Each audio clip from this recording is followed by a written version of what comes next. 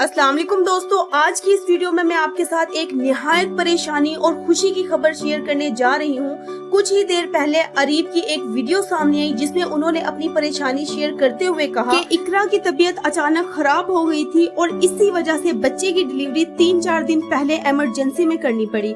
इन नाजुक लम्हों में घर वाले बहुत परेशान और रोते हुए दिखाई दिए, मगर कहते हैं ना कि सब्र के बाद सुकून और आजमाइश के बाद राहत जरूर मिलती है। बल आखिर वो लम्हा आ ही गया जब नन्ही शहजादी की आवाज ने घर को रौनक बख्श दी और जो आंखें गम के आंसू बहा रही थी वही आंखें खुशी के आंसुओं से भर गई। जी हाँ, इकरा और अरीब के घर नन्ही परी की आमद हो चुके हैं। वीडियो के आखिर में इकरा और अरीब ना सिर्फ सुकून और शुक्र के जज्बात में डूबे हुए नजर आए, बल्कि उनके चेहरों पर मुस्कुराहटें भी वापस लौट आईं।